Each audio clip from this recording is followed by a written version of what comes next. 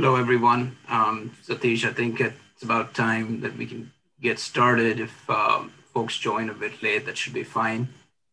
Um, Thank you, everyone, for taking the time and and joining this Zoom, Clubhouse, YouTube simulcast. We are testing this out for the second time, hopefully with better results than the first, and hopefully they'll keep getting better. So just very quickly, quick intro on what Archimedes and this engineering mastermind series is all about. And then we'll go right into the blockchain part of the presentation with Siddhartha.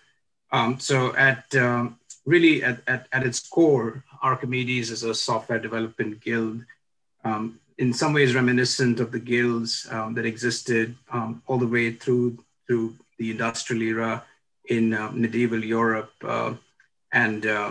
Hopefully trying to take some of the best aspects of it, but not necessarily some of the less same aspects of it. But there are a few major tenets that we as a guild stand for. The first, this idea of decoupling income from geography. I personally feel that this whole aspect of sort of wage arbitrage like that are a remnant of the colonial era. And it's an unfortunate remnant, and it's the reality of things. But as a guild, one of the things we are going to be working on is to basically get to a point where that starts to be less and less the case. There is amazing talent around the world, including in parts of the world that over the last 200-300 years, have been left behind, and we will do our best to promote that talent. The other aspect of the guild, like with any other guild, is to nurture the excellence of the craft that is associated to the guild. In this case, software development, and that is one of the key aspects of what we'll be doing as well. And then the third piece is around fostering belonging. Interchange. If you think about it, we live in a world now where by the time you're 30, 35, you've been through 3 or 4 jobs, maybe more already, and there's no sense of sort of permanency and belonging, which existed in a world where you'd go and work for a company for 40 or 50 years. Now, obviously, that world isn't coming back, and we know we're not living in that world anymore. But it is important, we feel, for people to have a sense of community that goes beyond the company that they work for at any given point in time. And that's another thing that we are trying to position as far as the guild is concerned. If you don't mind going to the next slide, Satish. Yeah, so in terms of the primary aspects of the guild, really the 3 main aspects that we're looking to help our members with is the ability to engage, grow, and earn. Engage, i.e. the ability to engage within the context of the community that we are creating, the ability to create portfolios, collaborate on projects, grow from the point of view of getting coaching and being able to progress in your careers. If you see the certain bands that you're at that you join when you join the guild, from apprentice through to guru, and our goal is to basically try to move people from apprentice through to guru in a defined time frame that makes sense for talent. And then the last part of it is the ability to earn in terms of creating revenue streams beyond the revenue streams that generally exist along full-time employment. So if you don't mind going to the next slide. Yeah, and in terms of accessing the guild, customers can access the guild through various means, but essentially the way we think about it is, from basically task-based work on our code as a service platform, which is already live, through to much more permanent options of work, including interim, fraction, ultimately full-time work, and giving members of the guild abilities to access each of those work modes, if you think of it in that context. Because given where you are at a certain point in time in your career, there is a certain thing that might be more interesting to you than others. And we want to have all options open, and the same with people on the other side, employers, clients, etc., have access to the talent in the guild based on what they think makes most sense for them in a given context. So, don't mind going forward. So yeah, and as far as the engineering mastermind is concerned, we've basically done a few mastermind events. The first was around scaling applications using micro front ends. That was by Prasanna, who's a guild member, who's also a part of ThoughtWorks. And The other was on high performance graph DBs, which was hosted by Jonathan Herkey, who is a developer advocate at Tiger Graph, which is one of the best performing graph database companies in the world. And so effectively what we are going to be doing in terms of these mastermind events is we're going to be hosting one event or so a month focused on one of three areas. One is related to software development as it relates to more traditional web and mobile related software development.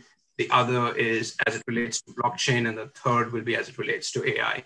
This particular event is focused on blockchain, so most likely be back to more traditional software development or AI. So, all right, thank you, Sudhakar. Let maybe Satish, if you can do a quick intro of Sudhakar, and we can go from there. Yeah. So first of all, thanks, Sudhakar, for doing this. I've known Sudhakar from my ThoughtWorks days. I think for the last 8 years or so, I reconnected with him about a few months back. It's quite exciting what he's been doing with Tatka Labs and being the VP of engineering there.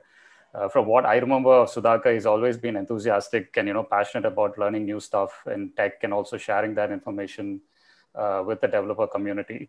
And looking at his previous presentations, he's pretty good at doodling and keeping things simple for developers to understand. So I'm pretty excited about what he has in store for us. He made it clear that it's going to be a very clean and neat presentation. So I'm looking forward to the talk, and he's going to be talking about simplifying, building a blockchain using Substrate. As all of us know, blockchain has, blown up in recent times, especially NFTs, which he's also going to cover. So without further ado, I hand it over to you, Sudhakar. You can take it forward. Okay, thanks a lot, Satish. Tall claims. Let me see if I can stand up or meet that. Hi, everyone. This is Sudhakar, as what Satish was explaining about. I'll start my presentation, and then I'll continue my monologue. I prefer it to be a dialogue, but let us see how it goes. So we have two streams, and it's a new experiment to me also. Yeah, this is Sudhakar Ivaram, and I'm VP of Engineering for Tatka Labs, and we Tatka Labs are a group of collectives, and we work on interesting software problems, and we are looking out for folks. So if you're interested, maybe check out our site. You can go to our careers page. So that's it. I'll jump into the talk definitely now. Cool.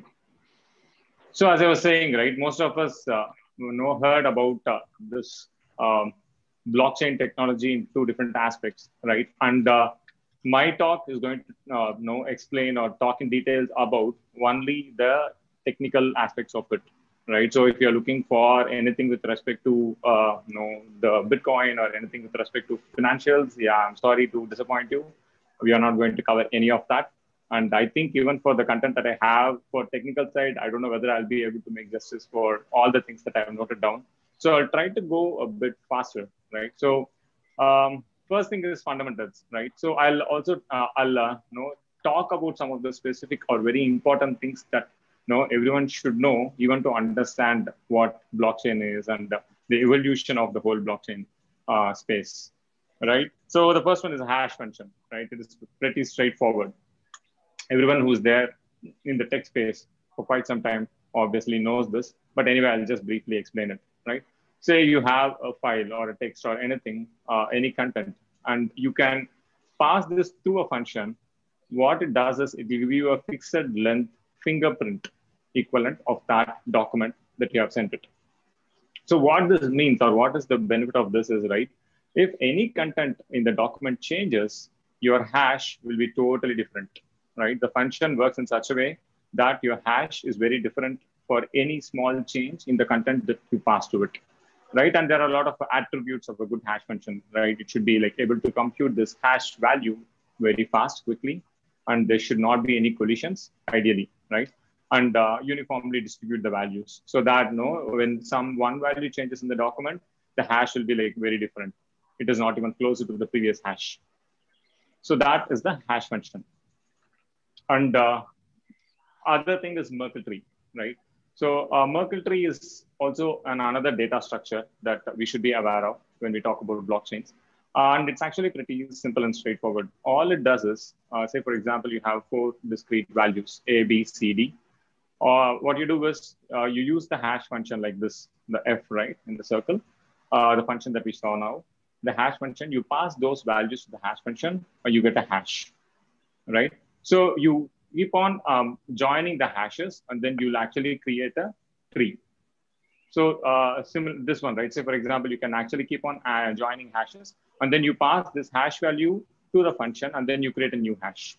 So when you do this, no matter how much data you have, you can create a tree with only one root hash. And if any value in this leaf nodes changes, the top hash will change. I'll explain why this is very useful, but have this idea in your mind.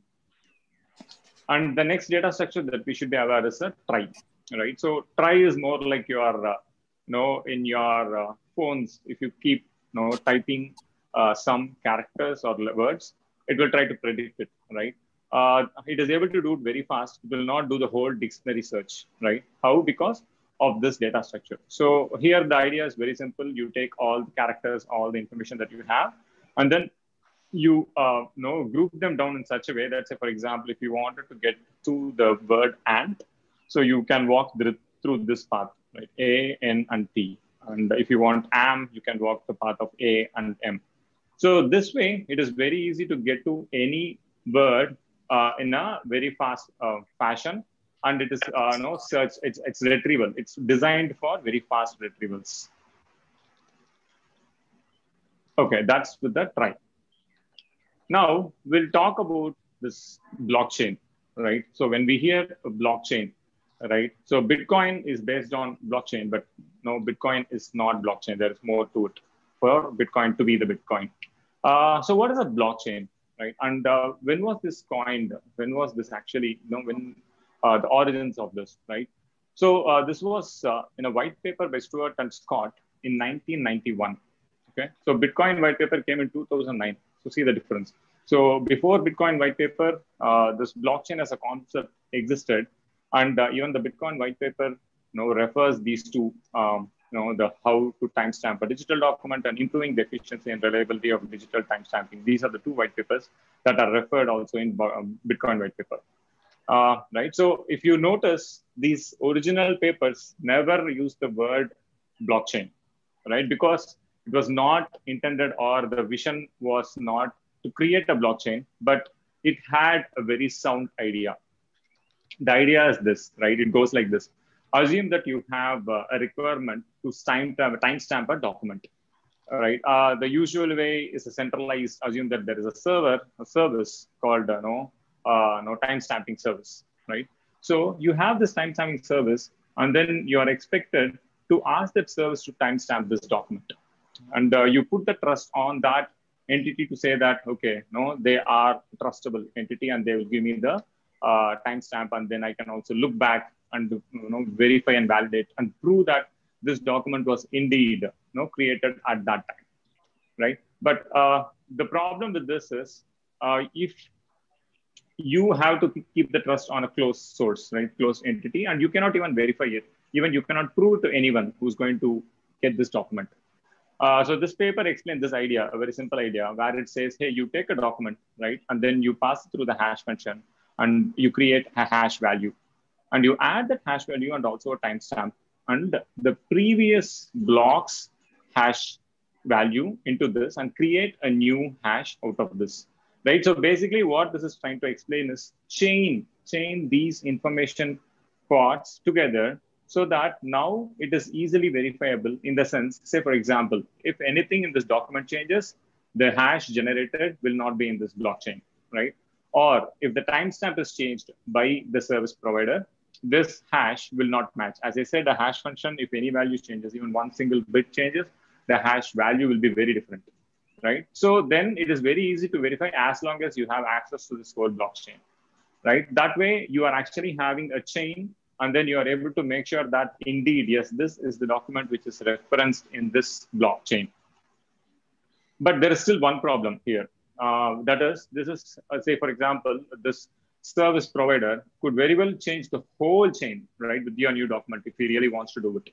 There is no way that you can avoid that, because still it is centralized, right? The concept of decentralization is not spoken in this paper, but that comes in Bitcoin. So this is with respect to the whole origin of blockchain and what is chaining means when you create blocks of data.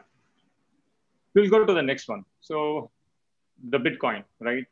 This is most of the time, this is where we were exposed to this word, right? Blockchain. And even for me, that's the case around 2010 and 11, right? So we'll see briefly about Bitcoin, and then we'll see where things evolved and how now we are in a state where we can create a blockchain easily, right? When Bitcoin was created, it was very, very different. The ecosystem and the setup was very different back then, right? So Bitcoin also works on the same idea where you create blocks and then you chain those blocks. And it is decentralized in a way that not just one entity holds this whole chain of blocks, but a lot more people can have copies of it. That way, there is this shared consensus of what actually is the right data, right? But here, the blocks get a bit more complicated, meaning now, if you notice all these black boxes at the bottom, by the way, you might have noticed that this is actually a Merkle tree, right? So you put all the transactions, say, for example, 500, right? A Bitcoin block can have nearly 500 transactions. So you put all those transactions, right? Here, the transaction is nothing but, okay, before that, Bitcoin can do only one thing, right? It can do the cryptocurrency transfer, meaning from person A to person B, it can do a transfer. And it will record that in this public ledger. That's it, right? Bitcoin cannot do anything more than that. So here, all the transactions are recorded that needs to get into a block, and then a Merkle tree root hash is created, and a timestamp and other information that is on the left-hand side that you can see here, right? All these are added into that block, and then you create basically a block, and then you add it, right? Sounds very straightforward. But adding a block is where the real problem is, meaning we have already told, right? This is not a private or one person holding who needs the block. It is held by a lot more people, right? In that scenario, take this example, right? So you have this last block here, and now there are a lot of people who are mining blocks, right? I think this is where the concept of mining comes, right?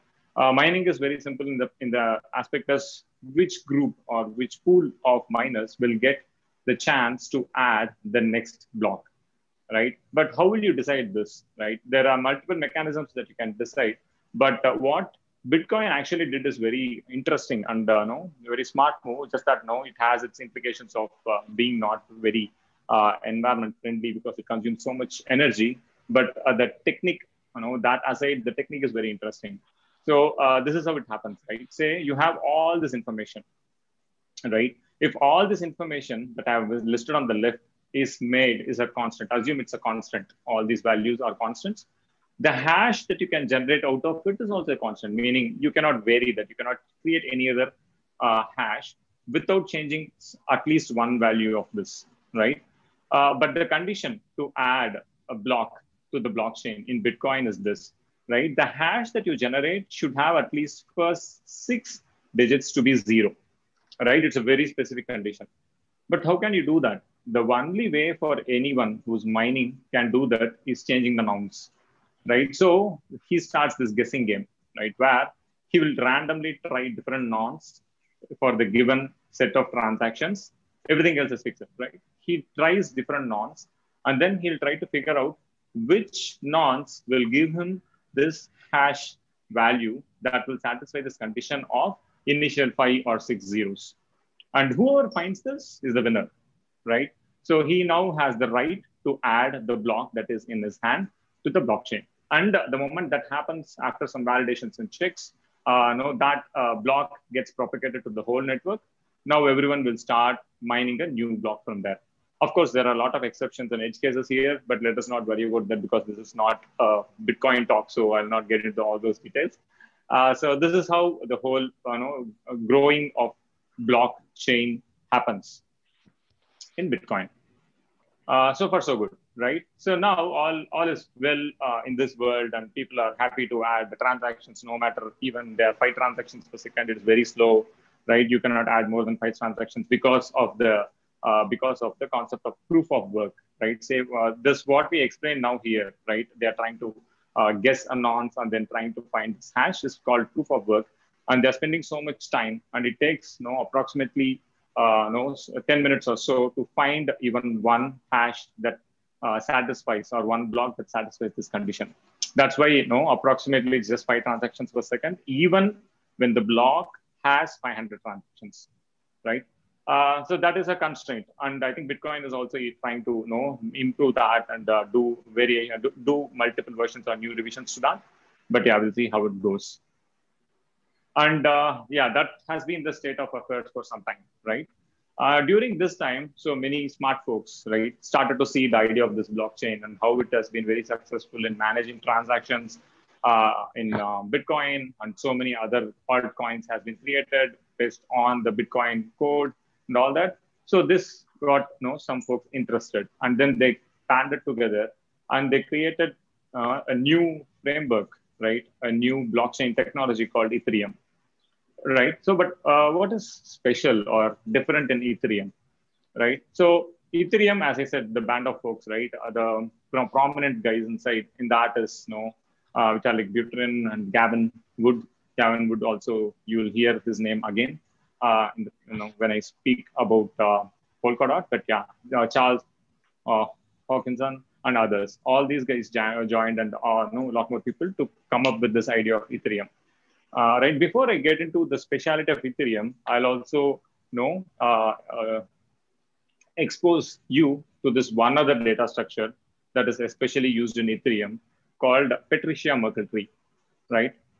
This is nothing but hybrid or a child of Merkle tree and the tri and the Merkle trees.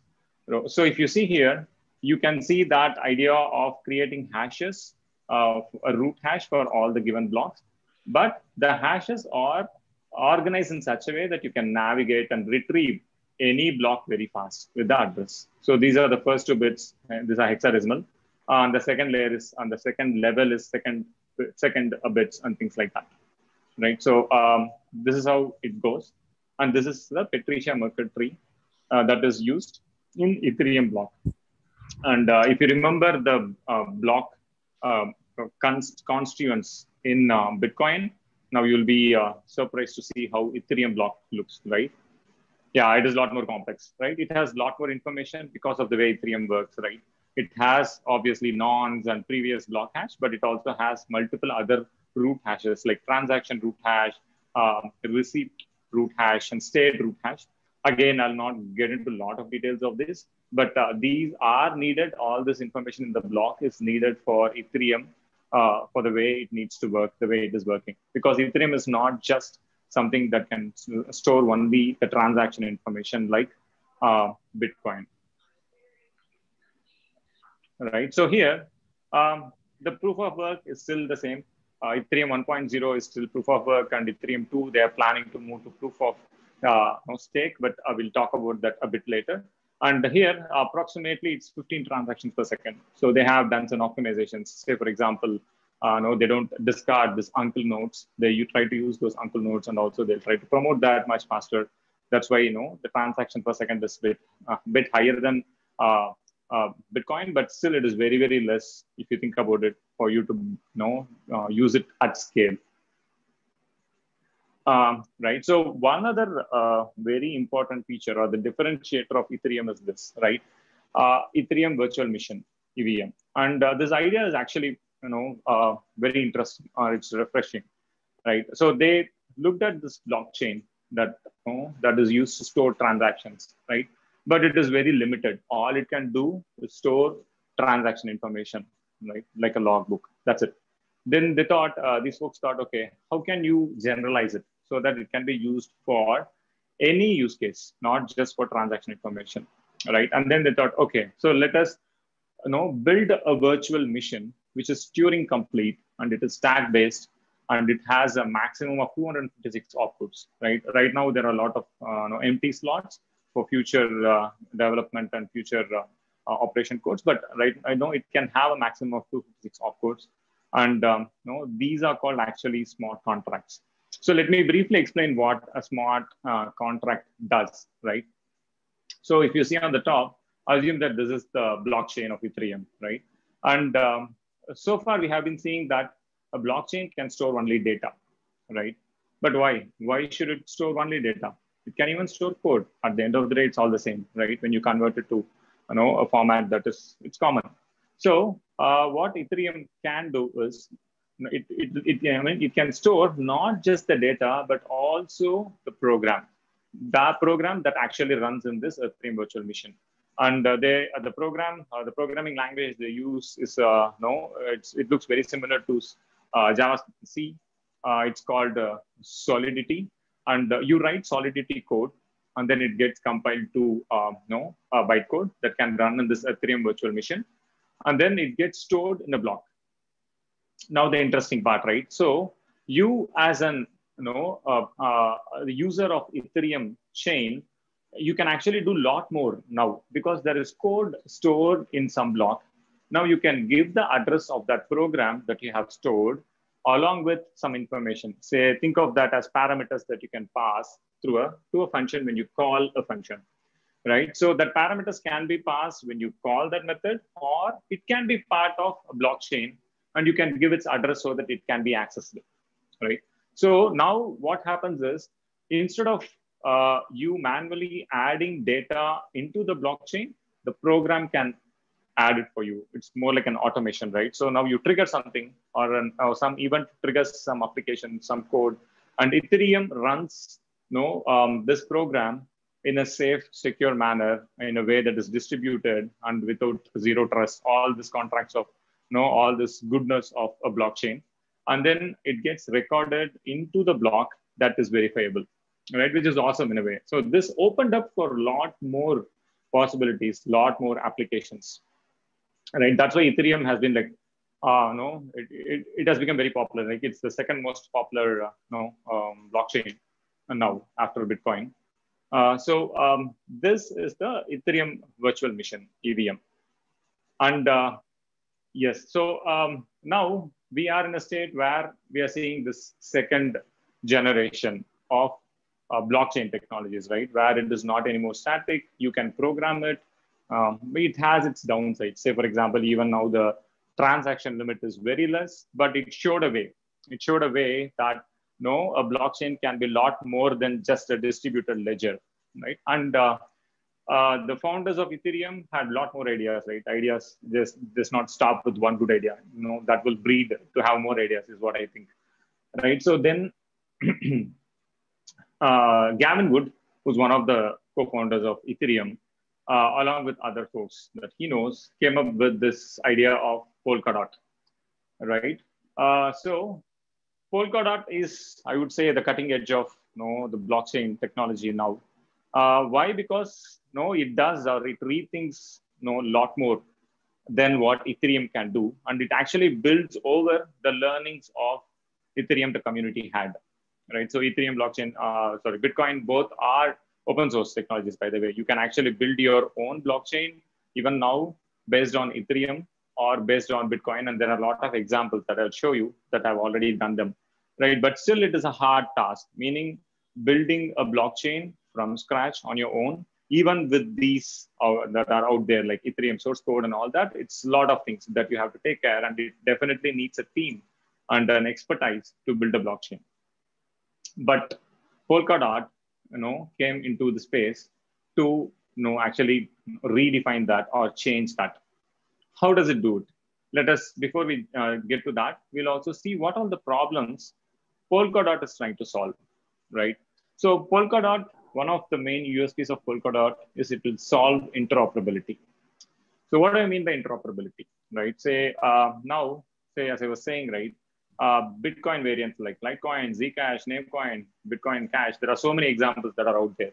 The same way, Ethereum, blockchains based on Ethereum, Quorum, Kodak Coin, Music Coin, some are popular, some are not, but still you have so many. And you also have Amazons and IBMs of the world trying to create their own blockchains, right?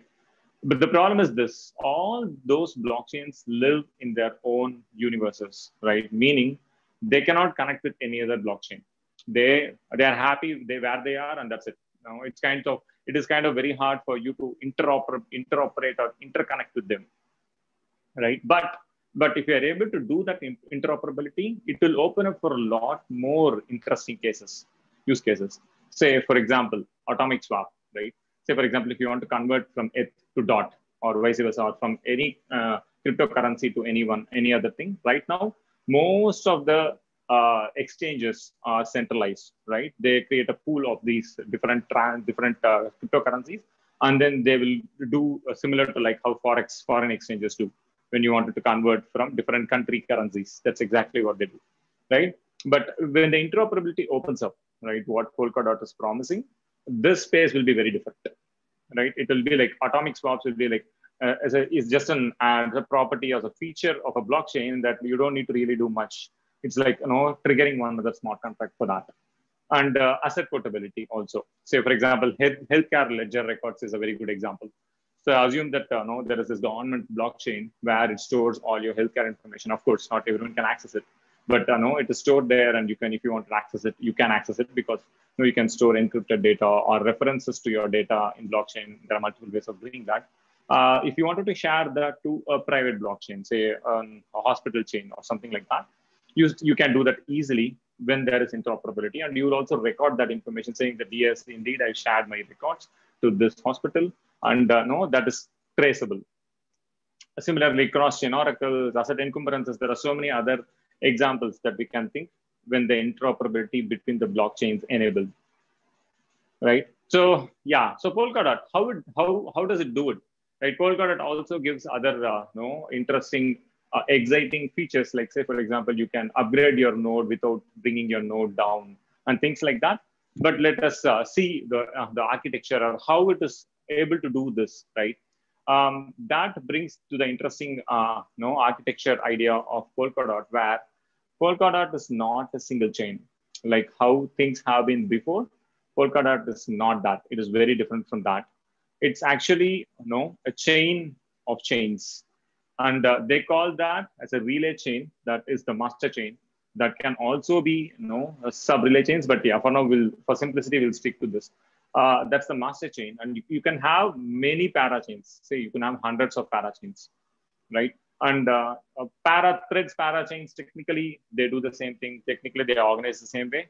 They are different in the aspect where parachains are like long running. They have a dedicated slot, whereas parathreads are like per block basis, meaning your information can be in a single block, and you can be part of this whole process for only one block instead of maintaining this whole blockchain or parachain, right? Bridges is one other concept where you can connect to any other blockchain built not on Polkadot technology.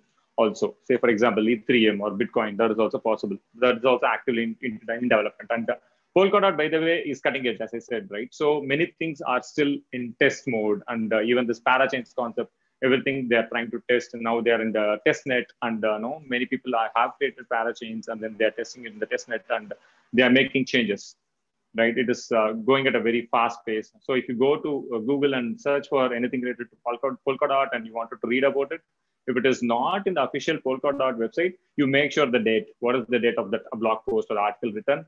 Because 3 months might be even older. So there is a good probability that 80% of what you read is correct when compared to what is currently known. So that is how Polkadot community is evolving, and it's very active and vibrant. Right. Okay. So coming back to this architecture, right? So you have here the relay chain, and you have a lot of parachains, right? And all these gray lines is how the parachains are related to the relay chain, right? So the concept is very simple here. So you think of one parachain as any other blockchain, right? It has its own universe. It will use it. It will take the transactions or data, whatever that is, from its clients, and it will create blocks. It will add blocks, right? But the relay chain is more like a connector of all this. So the keys of different parachain blocks gets added into the relay chain. So there is always this references back to parachain, and you can make sure that whatever that is in the parachain is valid as per the relay chain. Let me explain this in a bit more detail, then it will be very clear to you. right? So yes, so before we get into how Polkadot works and all that, these are the different characters, right? Or the different roles or different players in this whole ecosystem, right? Collators, with round faces, they're just my representation, so it makes it easy for me to explain. Validators, who looks like French face box. I don't know. After drawing, then I saw that, and I thought, okay, it's too late to change it. I just left it there that way. So bear with that. And the fisherman and what they have on the hand, I tried to mimic some. They're trying to fish something, but yeah, it did not come that well. But that's fine.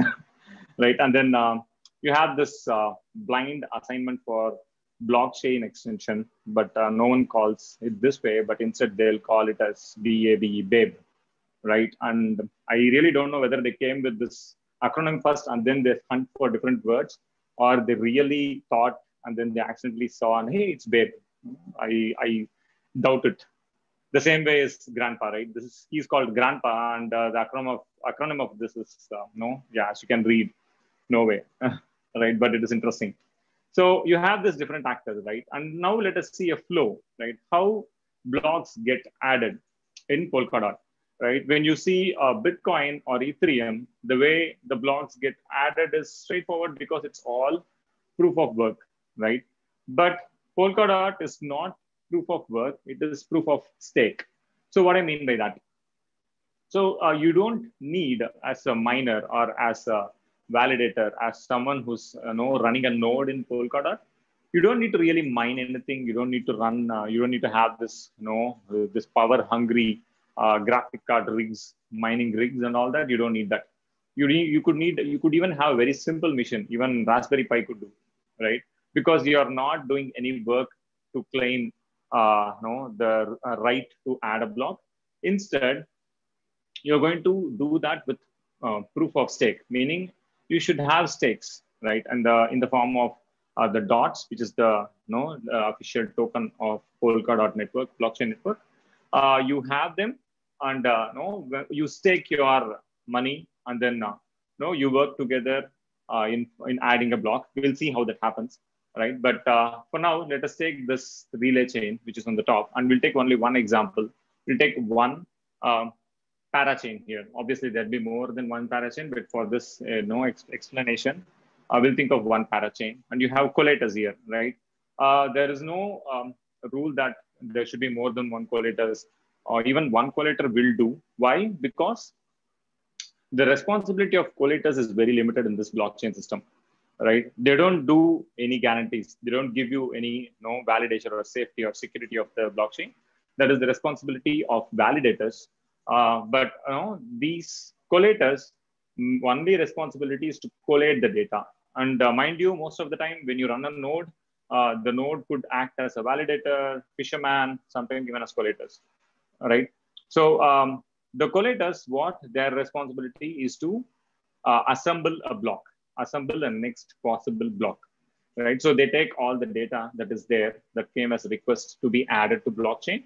They put all that together and they create this block, right? Once they create this block, now the interaction between the validators and collators starts, right? The block state is stored as Merkle tree here. There's no Patricia Merkle trees like Ethereum. It's a straightforward Merkle tree.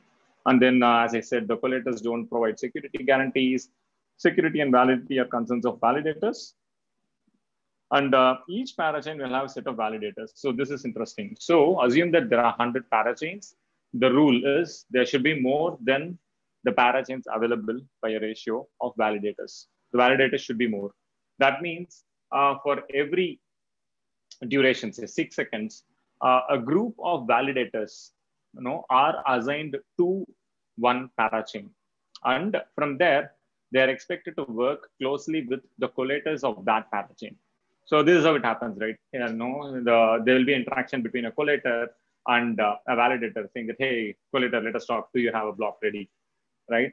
So once the block is ready, what one validator, a validator who picked it, who get the messages, will validate the block. He will verify. He will do his checks. Say, for example, does this have the past node's hash as a parent, or the transactions not duplicated? Are they valid, right? Are they, are they as per the state definition, right? Are they getting into valid state? The rules are still not with the validators. It just runs the rules and then it makes sure that the state transition is valid one. And once they do that, he will call or he will message other validators who are assigned to this parachain and say, hey guys, verify this block, because I got a request to add this block in this parachain. And I have checked and it sounds fine or it looks fine. Now you others go and verify.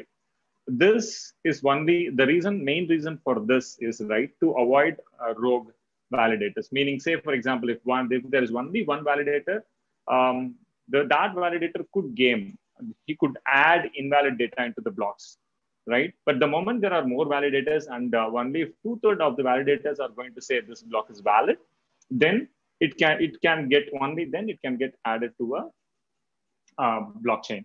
Right. And also, as I said, these validator set is not fixed. Every 6 seconds, the validator set will change. So the probability of bad actors, validators ganging together to bring down or to do malicious stuff in a blockchain is actually very, very less because of this protocol in place. So assume that we'll all the validators validated, and then they say, hey, yeah, this is good. Now, the next step that the validator do is they'll create a candidate receipt and an erasure coding. I'll explain what they are. I'll try to keep it as simple as possible. But yeah, I mean, I'll say if you get the idea of how this orchestrations happen at this high level, then it is quite easy for you to get into the details, look at the code, read more documentation, and see how actually the Polkadot validation from this whole network comes together, right? So at a simple terms, right, a candidate receipt is this. It's a proof of validity that these validators, these group of validators, yes, they have indeed validated this block contents.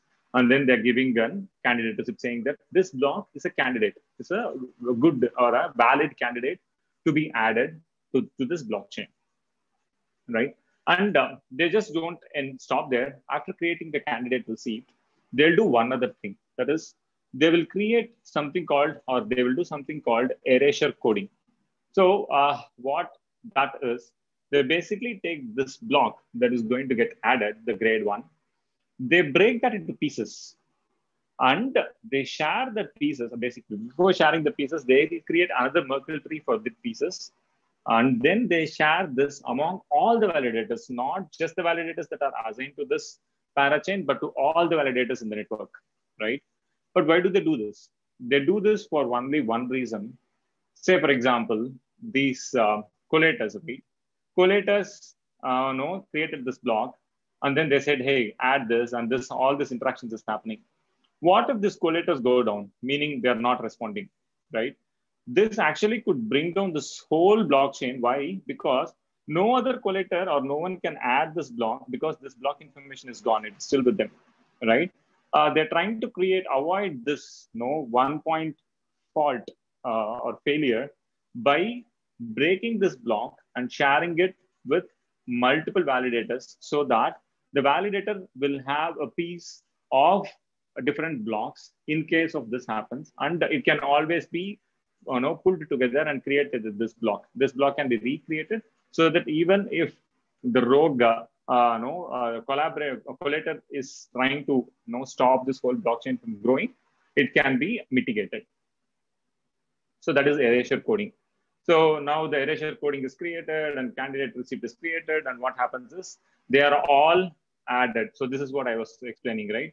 Sharing the new block chunks with validators. So all the chunks, the block is made to different chunks, and every validator will take a piece, will get a piece. And all this communication, right, between these validators, all these different nodes will happen with the protocol that the Polkadot has created. It's called cross-chain message passing, XCMP, right? And that is how they actually do all this gossip communication among themselves. And once this is done, we have not spoken so far about one other actor in this whole scenario, right? The fisherman. So what is the role of the fisherman, right? The fisherman is actually supposed to do like a detective work, right? Think of him as like a police. What he does is he'll be at another node, but he'll be doing the role of a fisherman at quite frequent intervals. He'll be assigned a fisherman role. So the work of a fisherman is to fish for bad actors, right? They can go to any part of the parachain, anywhere, and they can actually check the block contents. They can go and look at the validators, block that, or the certificate, the candidate receipts that they created, and things like that. And when they detect any anomaly, they will raise this and they'll get paid for that, right? So this is one other check or mechanism that is created inside this Polkadot network to make sure that the rogue actors will not be able to game the system or do any illicit things or unexpected things to bring down the blockchain. So these are the roles of fisherman. And say, for example, fisherman is checking everywhere, and then he's all good, right? Think of him like a bounty hunter, right? So he looks for, and once he finds someone bad, then he'll just report it, and then he'll get paid. Very simple, like Django Unchained, huh? So then what happens is this, right? So bounty hunter, sorry, not the bounty hunter, but yeah, the fisherman will continue to do his job, right? And validators now created this candidate receipt, right? All these candidate receipts are accumulated or collected. Think of this. There are so many blockchains. There are so many blocks which are trying to get added. Every block will create a candidate receipt, and all these are kept in a place, in a queue, right? And then these are taken, and all the contents of the candidate receipt is what get into the relay chain, right? So one of the validators will be assigned to do this job, right? His job at that duration will be to take all the candidate receipts, make sure that they are valid again, and say, for example, if they are not able to find a block from any of these parachains, then try to ask other validators, get the pieces, get the block, build the block, and add all those contents, just to make sure, build the block, make sure that this candidate receipt is good, and then put all the contents of candidate receipt as a block and add it to the relay chain, right here. But adding to the relay chain is also not very straightforward, because as per the Polkadot design, there are different zones, right? The moment a block for the relay chain is created, it is not finalized. There is a time between which it takes for this block to get finalized from the time it has been created. And they have different zones. They have divided this time duration to 3 different zones, right? So the fishing zone is the time where the fishermen will do the due diligence. They'll do even more validations. They'll go around. They'll see the blocks that are going to get added to the relay chain. They'll make sure that, yeah, things are indeed good, right? And also this, the next zone is the grandpa voting zone, where we are talking about this grandpa only now, right? We did not even talk about Babe so far. But to explain what Babe does is, right, Babe is the one who is like an orchestrator, right? He is the one who decides what validators or what roles they have to play, where they have to be assigned, how they're going to orchestrate this whole process that I've explained till now, right? The grandpa role is very specific. What he does is he's the one who signs off, who finalizes the blocks, right? Once the blocks are sequenced or queued for finalization. So the grandpa voting zone happens, and then the chain gets finalized, right? Why there is so much importance given at this finalization phase is because of the hard fork problems, right? People who are following Ethereum know very well that, right? There's like 3 hard forks happen in Ethereum, and hard forks is kind of a very painful problem, because this whole blockchain diverges into 2 different blockchains, and both gets built, and the whole community gets split, right? Like Ethereum Classic and Ethereum. The first hard fork ended up in creating 2 different communities. The same way, every hard fork will create a group of people who will want to continue with the old blockchain or the blockchain that they have invested in, things like that. So Polkadot is trying to come up with, did this design to avoid that hard fork, meaning they are giving enough time so that all the checks are going to happen, and then the block gets finalized, right? So this is still going to be a problem with respect to bridges, right? Think of this. So after finalizing, say there is this hard fork that happened in Ethereum, and there is a bridge for Ethereum, which is connected to Polkadot, right? And this happens a bit late, then Polkadot might have finalized its blocks. Now, if it really needs to be, if it really wants to be consistent, it has to hard fork, it has to roll back, right? That is something that even, I think the discussion is happening, and the bridges are not there out yet. But this is some of the problems that will happen if you wanted to have that true interconnectedness among disparate blockchains. But this will not be a problem if the blockchain is built on Polkadot network. And that brings to the next point. How will you build a blockchain, right, inside the Polkadot network? That is where the substrate comes in, right? So think of substrate it's like this whole framework to build blockchains. That's what they say, right? And they say these are the features of substrate. Say if you are going to build a blockchain in substrate, then it will use RocksDB, for its data storage. It comes in built, right? And then it will use libp2p for this the gossip protocol that is used in IPFS, that is used in even BitTorrents and all this, right? libp2p is the gossip protocol that is used to communicate. And then you can swap your consensus layer, and then you'll have transaction queues implemented, and you'll have a flexible runtime library similar to Ethereum VM. I think EVM is also compatible here because the origins, the folks came from Ethereum, and then they have this runtime library based out of Ethereum, like a light EVM. And you also have a client, a light JavaScript into where you can just start it and then see what is happening with your blocks, what new blocks get added, and you will get this metrics and the insights into your blockchain very easily without you creating anything or building anything. So this is what Substrate is promising, right? And if you notice here, all these actors, right? All these actors of Polkadot, validators, even Grandpa and Babe, Fisherman, all these guys, where all these modules or components were built based out of Substrate framework. But of course, Polkadot, I heard that Polkadot has heavily modified that, but still the architecture and the design is still the same, right? So what it takes for us to make a blockchain that is built out of Substrate, a parachain, right? Assume that you already have a slot for the parachain that you wanted to create. What it takes to do that technically is this, right? So Substrate, if you go to Substrate GitHub repo, there are a lot of these templates that are already pre-created for you. And I'll also give some reference links where you can easily start a node, a blockchain in your local, and then you can see the blocks getting added. You can make some simple transactions because it comes preloaded with with predefined set of users with balances and all that. So you can play around with it very, very easily. And that module or that library, that code is called Substrate node template. Basically, it creates a node, right? But this only creates a blockchain. This will not make it a parachain, right? To make something a parachain, you have this parachain collator template. And parachain collator template and Substrate node template share a lot of things in common, right? It also has frames and palettes, and you can create modules and you can add all the modules together, and it's all Rust based. But there is this project called Cumulus project, which is also from Polkadot.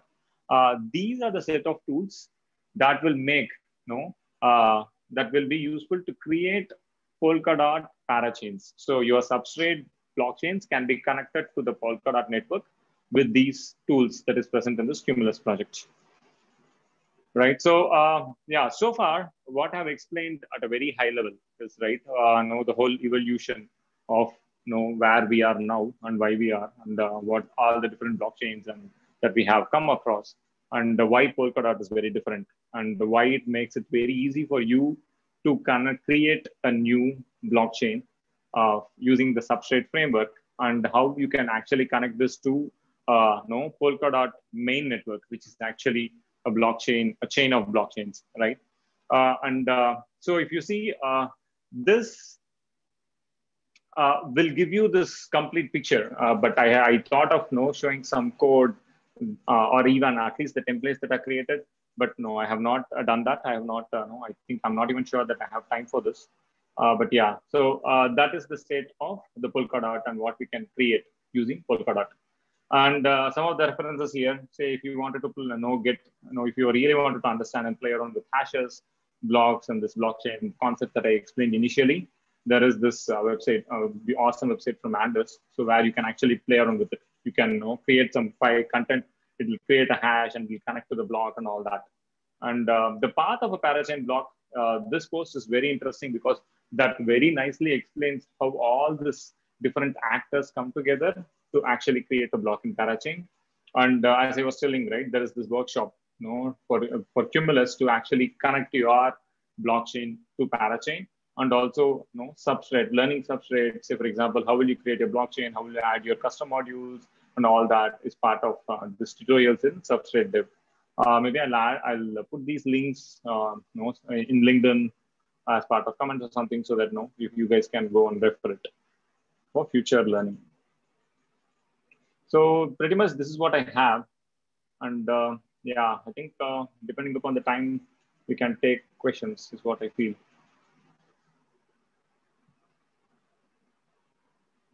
Anybody there? Yep. Awesome. So I think you said you would mention something about NFTs, and hopefully how dumb of an idea that is. Just kidding.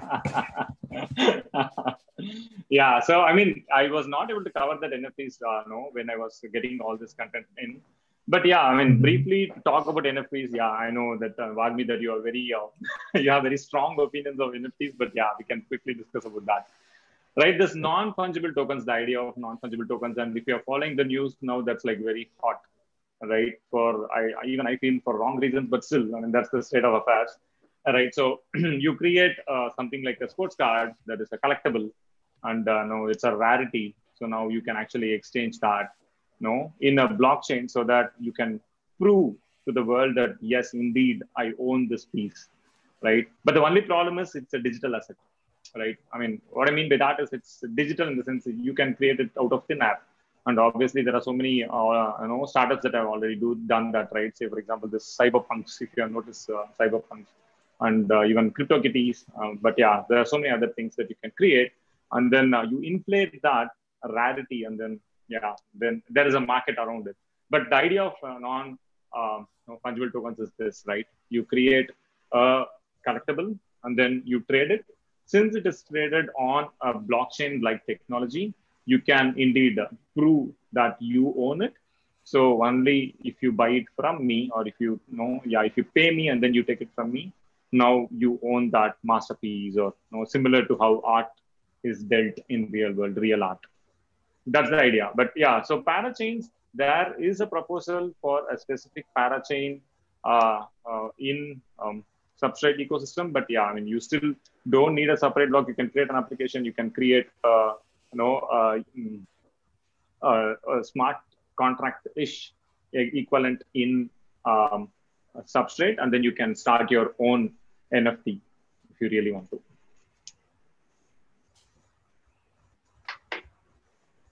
Just a couple of quick questions. So I guess one, just understanding from, you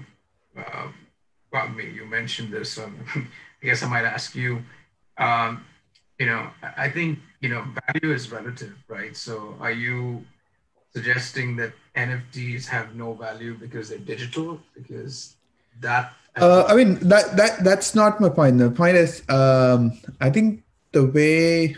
I mean, and this has been before as well, right? For example, in India, there was this company called Gold Quest, okay, which had this exact same model on the physical space, where they said they used to mint coins, right? Where they would do this and then say, hey, you know what? This is actually numismatics, because this coin is very rare. We are going to make only one of this. And so that's the reason the value of this coin is really, really high. And it was basically a scam. And I feel a lot of the NFTs that are there right now and the kind of assets that are being traded, I mean, number one, they're scams. Number two, they have huge energy impacts because most of that is on the Ethereum blockchain as of now. I'm not against having a hash stored on a chain as a representation of some value, right? I mean, I'm not against that, but the manner in which it's currently being, it's currently being, what do you say, pursued it seems ridiculous, just to me as a developer. It doesn't make sense. So Wagner, all you need is move to a proof of stake based system, and then you'll be happy, right, with NFTs. No, I'm not that. Say, for example, if okay, NFTs are a very complex topic, right? I mean, I think if you say I was joking, I brand some token and I say, hey, this is going to go on a blockchain, and everybody knows who, this belongs to me. But that, I mean, if you think of it as as a token for a real thing, right? I mean, like, for example, people are talking about in art shows, people are talking about NFTs and having that art traded via NFTs. And it kind of makes sense, because if you think about it, a lot of paintings are essentially in like Swiss vaults, right? They never leave that place, but the ownership keeps transferring, mainly because they want to do that, right? So I mean, it's a world of finance. In the world of finance, it's very bizarre, probably even more bizarre than our world of code. It's not quite straightforward as to how this value is being tracked and what the value is and all that. But to me, as a developer, when I look at NFTs, I mean, and the kind of articles that are coming out in terms of people pumping up the values and saying that, hey, this is going to be this. I see a lot of similarities to other scams that I've seen growing up. So yeah, that's just artificially inflated. Yeah, little reminiscent at some level of the ICO bubble a few years ago. But yeah, I saw that there is more. If you can give an avenue for true artists, right? People that have not had the ability to monetize their art in this type of a manner before. I think there is some value there, but the question then really becomes, how do you promote the better parts of it without necessarily giving in to the more speculative and sort of fly-by-night scams, which it'll be very tough to sort of differentiate between the two. Absolutely. Just in terms of that, though, if say, I know a lot of NFTs are looking at Polkadot, for example, as the framework to build upon. And if you're a developer, like what is, and maybe this is a separate conversation or separate call or session, but what is the process of sort of building an NFT? So like, for example, with NBA Top Shot, right, where they've taken these videos of basketball dunks or plays and converted them into NFTs. If say we wanted to do that with cricket plays, for example, in the IPL, right? Right. What would that process look like? Like how much is it very engineering heavy relative to building a more traditional blockchain for some other kind of application, or is a lot of that engineering already largely figured out, and it's about applying the engineering to a particular use case? So it depends on the application of the NFT, right? So for example, so I have some exposure in the music industry, right? So if you have to, I mean, because the music industry, copyrights are a big thing. Yeah, I mean, artists need to be compensated every time their song basically gets played on some radio or some other band covers it or so on and so forth, right? So they solve the problem by having a publishing standard, and they said that every time somebody makes a play, then you actually have these streams that these radio stations and other things would publish, or say, for example, even if it's just a live event on a bar that happens, they would publish it. And that kind of gets collated and the artist basically gets paid actually on that basis. So if it's for copyright protection, right? I mean, that's a different thing, right? They have this thing called the Music Brain Project where, all of these industry players have decided to fingerprint songs, and they say, hey, is the songs match this fingerprint? Then they can have a copyright claim on that. Now, there are two different use cases. One is basically a voluntary disclosure of saying that, hey, I'm going to use your music, and that goes from there. And that in that case, it's just an identity, right? Everybody says that I have this identity. In the music case, it's ISRC.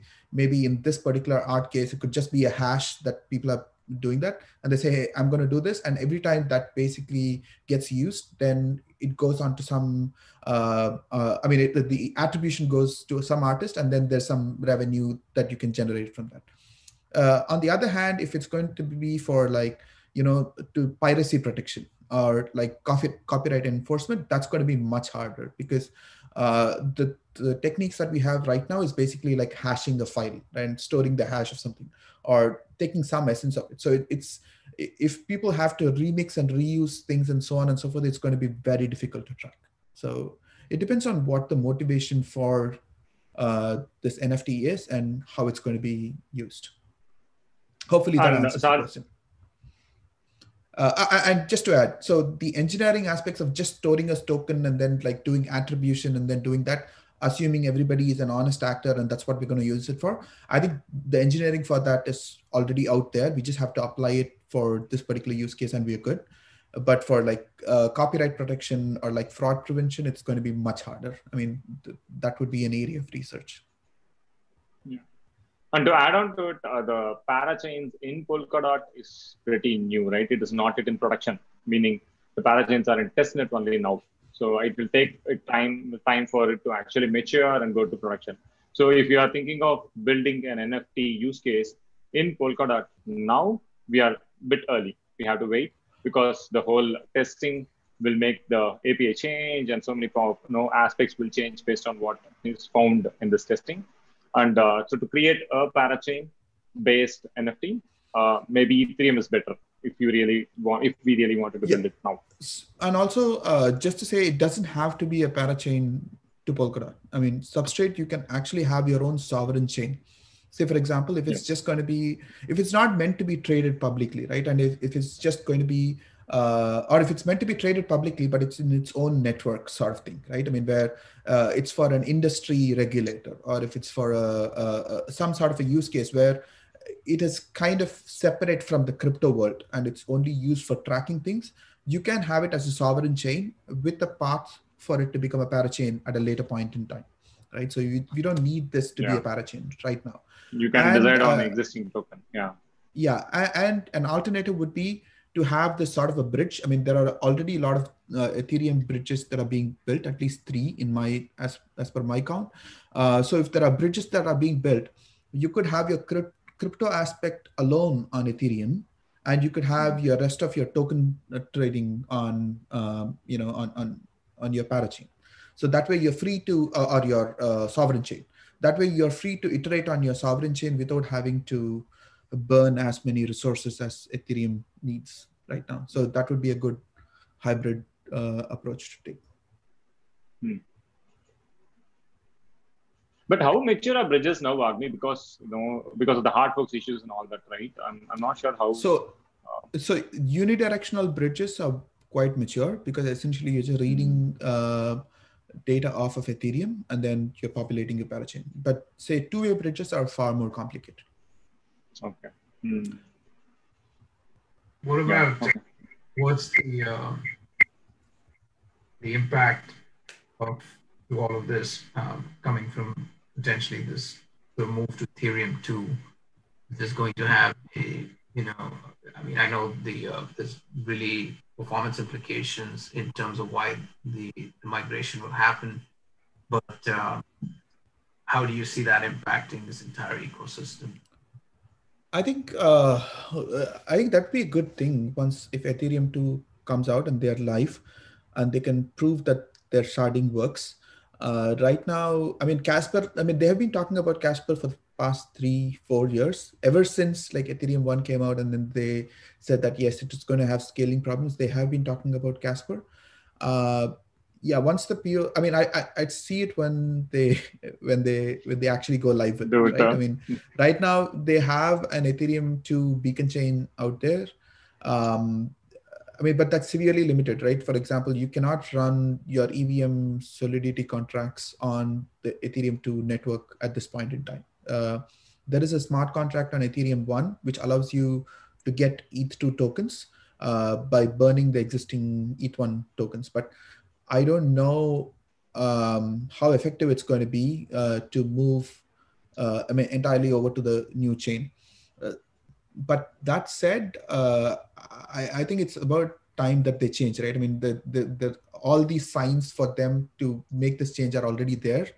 I think they'll do it sooner rather than later, and they would probably iterate on it and fix bugs on that platform rather than wait for the perfect launch.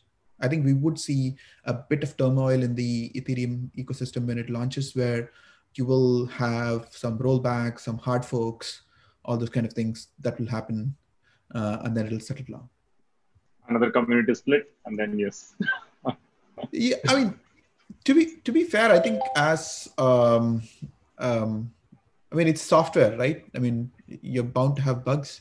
You're bound to have ways, I mean, like where you fix it and so on and so forth. And I believe fixing this is going to be much faster and quicker than fixing a pure proof of work based network, because I think the incentives for people to actually fix things would be higher in this network than in the POW network, because I mean, they would have done some massive investments to their hardware. They wouldn't want it to change and all that kind of stuff. But with the proof of stake based network, I mean, I think it's just going to be constrained by the amount of DevOps capability that these these nodes can own, rather than the the raw hashing power that they can control, right? So I think that's going to change the game.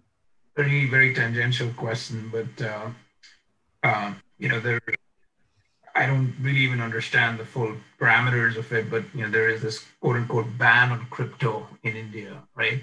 How does that, is that a ban purely on the currency aspects of crypto, or does it apply more broadly to blockchain? Because that could be a huge impediment to sort of this whole Web 3.0 movement, right? Like you lose a decade because of something like that potentially, right? I think Mrs. Sitaraman came on. I think she is on record saying that there won't be a crypto ban, right? But then, looking back from the BTC days and the raids on many of the Bitcoin-based trading companies earlier, I don't know. I mean, it's really hard to say what the government of India's take is going to be on crypto trading as such.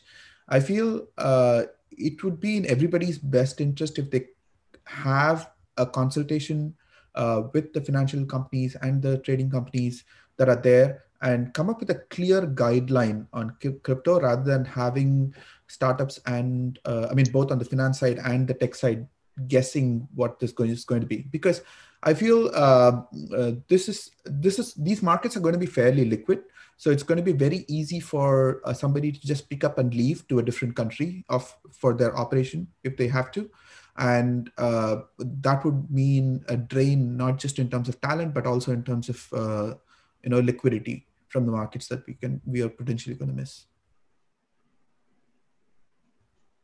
Yeah, but cryptocurrency, I think yes, India but... is like, yeah, sorry. Yeah, go ahead.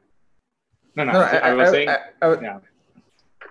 I was actually saying that the government is actually coming up with their own cryptocurrency, actually. Like they just want to ban the other stuff, but they want people to just trade in what they have, right? And at any point, they're not banning they cannot ban blockchain as such. Exactly. It's just a technology, but they don't want people to actually do trades and Bitcoins and all this other stuff. So I think that's the take of government as of now.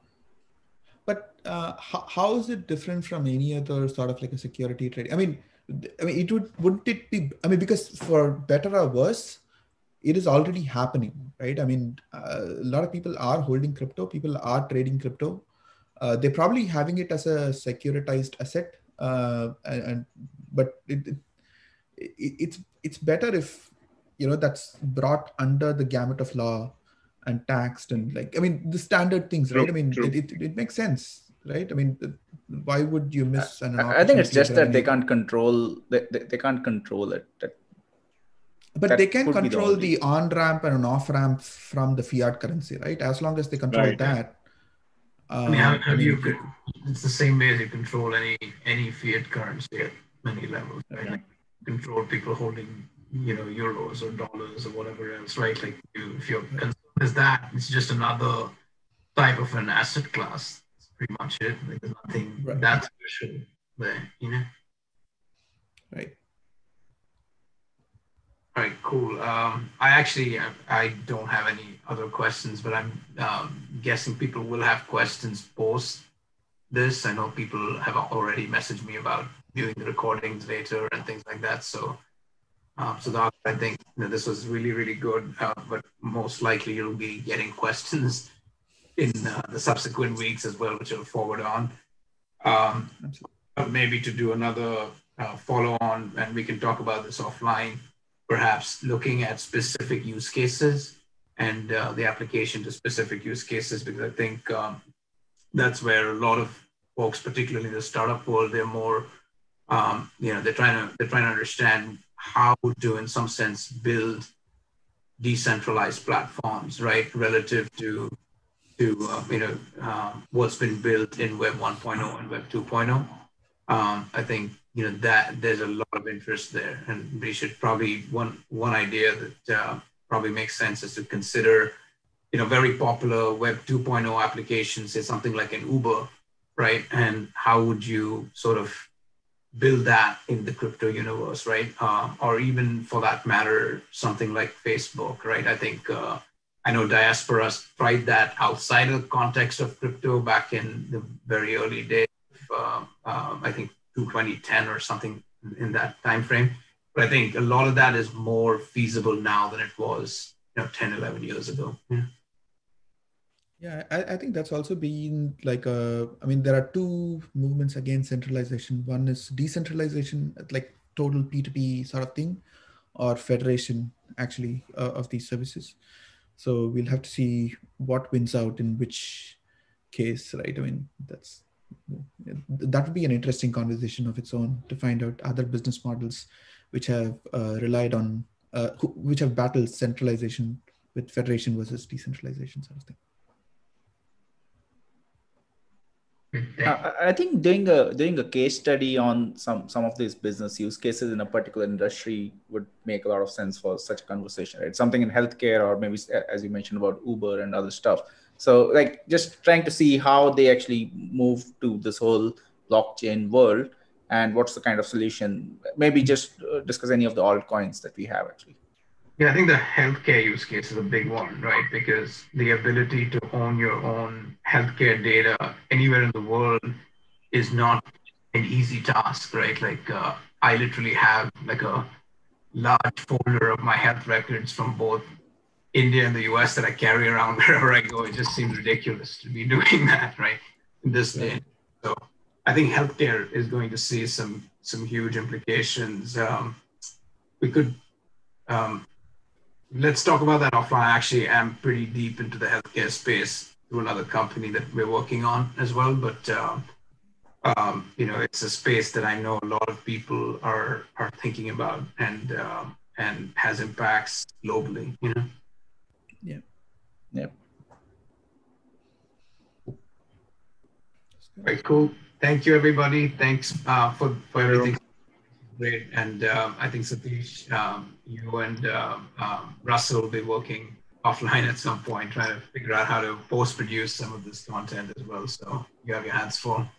Yeah. So we'll immediately share the YouTube streaming recording maybe tomorrow. And then we can, the Zoom recording, I'll share it with Sudhakar also, and then we can break it down into micro content. And Sudhakar, I think this can also lead to, I think, a good blog post. We can probably work together and create something and also share it with the audience if possible. So we'll discuss this later sometime. Sure, definitely. Cool. Thanks. Thanks so much, Sudhakar. Okay. Yeah. Thank you, everyone. See ya. See you guys. Bye. Thanks. Bye.